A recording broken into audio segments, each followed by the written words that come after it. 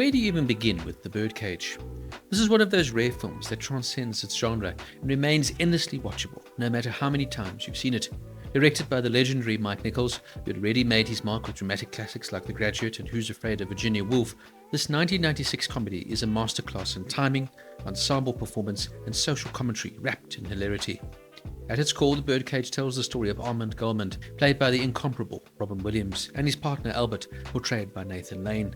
They run a drag nightclub in South Beach, Miami, and they are forced into comedy of errors when Armand's son, Val, chooses to marry Barbara, who comes from a conservative family, with her father a United States Senator. All hilarity ensues when before the wedding the two parents have to meet. What makes the story so timeless isn't just the outrageous situations, but the incredible performances that elevate the material beyond standard farce. Williams' performance as Armand is remarkable because he underplays his character for a change. Normally, Robin is associated with larger-than-life, over-the-top characters, but here he restrains himself to a subtle, grounded energy, letting Lane's Albert shine.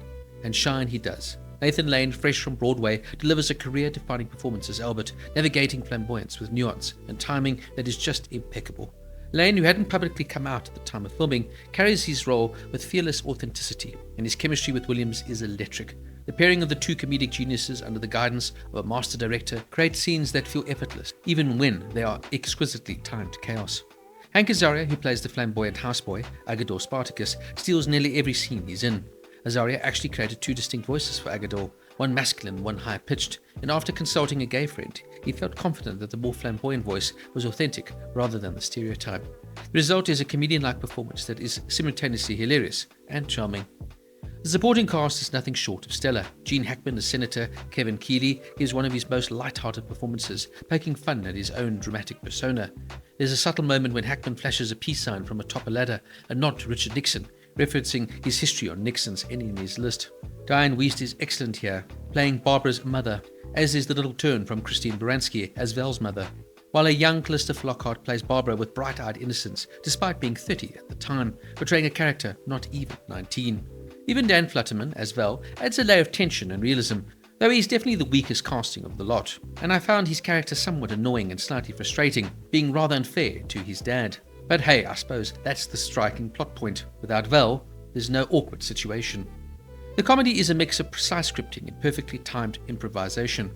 Director Nichols required Lane and Williams to perform at least one strictly scripted take per scene before allowing improvisation, a rule that shows respect for the script while still letting these two powerhouse comedians flex their talents. This blend of structure and freedom allowed for some of the film's most memorable moments, like the shrimp scene. Robin Williams accidentally slips and falls. What's perfect is that it wasn't scripted. The trio of Williams, Azaria, and Futterman be heard holding back laughter as the scene continues, turning a real-life mishap into comedic gold. The production story itself is full of fascinating twists. Williams was originally cast as Albert, but wanted to change from flamboyant roles, fearing a repetition of his work in Mrs. Doubtfire. Steve Martin had been cast as Armand, but dropped out due to scheduling conflicts with Sergeant Bilko, opening the door for Williams to play Armand. Martin later expressed regret that he missed the chance to work with Williams in a film, given their close friendship. Meanwhile, Nathan Lane initially turned down the role of Albert because he was committed to a Broadway revival of A Funny Thing Happened on the way to the Forum. Nichols persuaded the producers to delay the show for a year so Lane could take this film role, an opportunity that led to Lane winning his first Tony Award when the show opened. The casting story is full of what-ifs. Diane Keaton was first considered for the role of Louise Keeley, but declined due to the similarity with her roles in the Father of the Bride films. Jim Carrey and Billy Crystal were also considered for the role of Armand. These near misses underscore just how delicate the balance was in creating the perfect ensemble piece. Behind the scenes, Nichols' attention to detail was legendary. During the toast scene, he had to be covered with a sound blanket because his laughter was so loud it was picked up by the microphones. Azaria's role expanded from Albert's dresser to the household's witty, lovable Guatemalan houseboy. Small touches like Hackman's Nixon reference or Azaria's voice work added depth and nuance to what could have been purely a slapstick comedy. The film also made history financially and culturally. With an $18.3 million opening weekend, it set a record for a major Hollywood film with an openly gay lead character. By the end of its run, The Birdcage grossed $185.3 million, proving that films centered on LGBTQ+ characters could be a major mainstream success. It was even screened at the White House for President Bill Clinton, a testament to its cultural significance. Nichols was originally the director of the 1983 Broadway adaptation of La Cage aux Folles, but was fired from the production by producer Alan Carr. In 1994, Nichols convinced John Kelly, the head of United Artists, who owned the rights to the original 1978 film, to renew the option with him as director and producer. For all its laugh, The Birdcage remains a heartfelt story about family, acceptance and authenticity. It's a film that can make you laugh uncontrollably while also prompting reflection on social norms and the value of being true to oneself.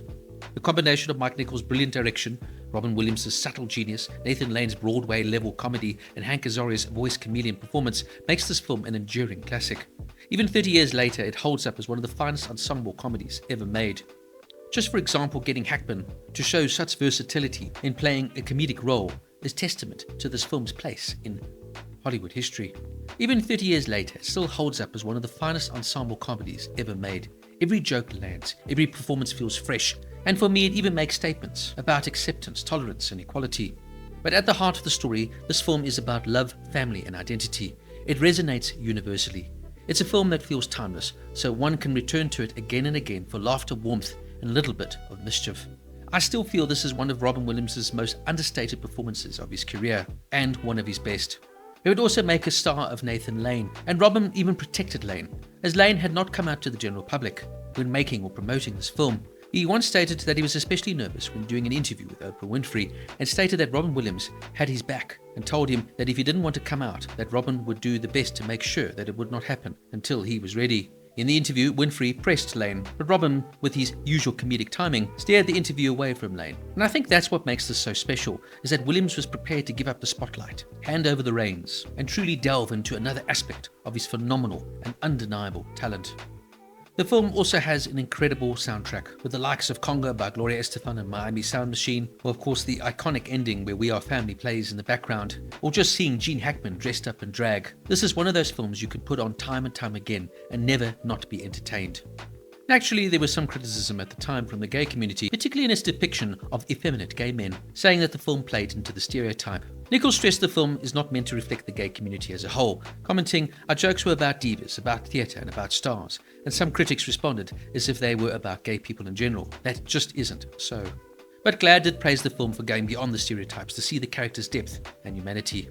And films like The Birdcage, Adventures of Priscilla, Queen of the Desert, and Tu Wong Fu, Thanks for Everything, Julie Newmar, who featured drag queen characters in the 1990s, really represented a turning point for major Hollywood portrayals. This is a film that celebrates being gay and helped an audience traumatized by a decade of living day to day with the threat of the AIDS virus, often deemed a gay disease, to sit back and laugh and see another aspect of the gay community. What is also groundbreaking is the depiction of a loving long-term relationship between two men and the parents ultimately coming together to make their children happy. Nathan Lane commented, "Homophobia is still alive and well, but there's something about this film that touches people because it's ultimately about family. What we do for family. Why do you love your family even though they drive you crazy? Then ultimately, not to sound too corny, it's about love. It's about love in both families and coming to accept one another and their differences." And in many ways, I think that sums it up absolutely perfectly. This is a film that, yes, it maybe makes some political statements, but fundamentally it's about having fun, laughing and seeing some of the greatest talents in film history come together and star in an outstanding piece of filmmaking. The Birdcage gets a 9.5 out of 10. There's just nothing to fault. Perfect casting, phenomenal performances, groundbreaking representation, and humor that holds up decades later. From the unscripted slips to the nuanced and fantastic script, from the fantastic performances from Hackman, Williams, Lane, Azaria, and beautiful direction from Nichols, every layer contributes to what makes this film a genuine classic.